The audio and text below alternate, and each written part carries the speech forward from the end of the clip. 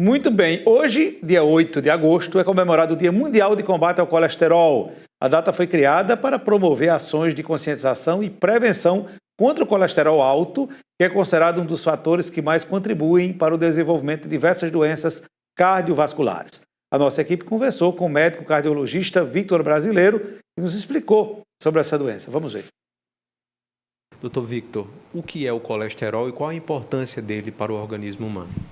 Bom, nesse Dia Mundial de Combate ao Colesterol, é interessante a gente lembrar que o colesterol faz parte do organismo da gente, todo mundo tem, ele é produzido como forma de armazenamento de energia. O grande problema é quando a gente tem um armazenamento muito grande, um estoque muito alto da produção desses colesteróis. Lembrando que não dá para a gente zerar a quantidade de colesterol no corpo da gente, porque ele é vital para muitas funções do corpo. Então, ele é fisiológico em quantidades certas, o excesso dele é que é prejudicial. E qual seria o ideal, por exemplo, num jovem? Qual seria a taxa ideal de colesterol?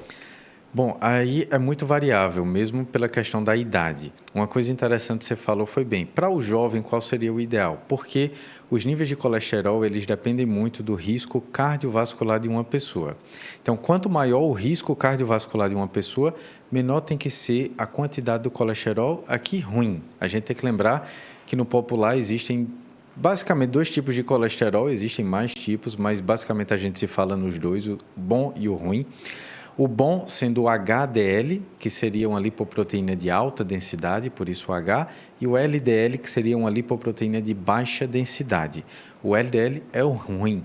Quanto mais alto o LDL, pior é para o organismo, mas existe um nível para cada pessoa. Vamos tomar, por exemplo, em vez de usar o jovem como exemplo, vamos usar o paciente mais grave. Vamos usar um paciente que teve um infarto. Um paciente que teve um infarto agudo do miocárdio, ele tem um risco cardiovascular muito alto. Um paciente que teve um AVC, mesma coisa. Para esse tipo de paciente, o nível de LDL tem que ser abaixo de 50, que é o valor de referência que tem lá no laboratório. Já para uma pessoa que não tem um risco cardiovascular alto, ou seja, que não tem doença, que não tem sintoma, que faz suas atividades diariamente sem problema nenhum, a gente pode tolerar um nível de LDL entre 130 e 160 no máximo, mas já com algumas indicações de correções dietéticas e de atividades físicas. E como combater esse colesterol alto ou colesterol ruim? Bom, do mesmo jeito que a gente combate o colesterol ruim, a gente está ajudando ao colesterol bom de forma indireta. Então, como é que eu posso reduzir o nível do colesterol ruim?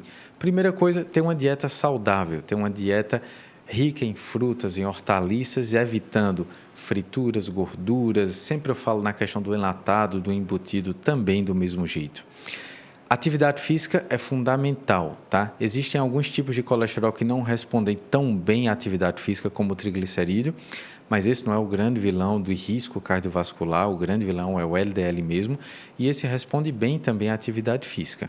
Então, se a gente equilibrar a atividade física com a dieta e o controle de peso, a gente consegue fazer muita coisa para diminuir o colesterol ruim. Um detalhe, às vezes a gente pega pessoas que vêm aqui no consultório que são atletas, tá? São pessoas que são magras, correm diariamente, têm uma alimentação saudável e têm um colesterol alto. E aí a gente entra na celeuma de outra discussão, os problemas de hipercolesterolemia familiar. São aquelas pessoas que têm uma genética propensa a ter o colesterol alto. Essas daí, muito pouco provavelmente, vão ter alguma mudança no estilo de vida. E aí a medicação entra como grande fator de redução de risco cardiovascular. E quando não se controla o colesterol, quais são os riscos que isso pode trazer para a saúde? Bom, tem um excesso de colesterol na circulação do corpo da gente.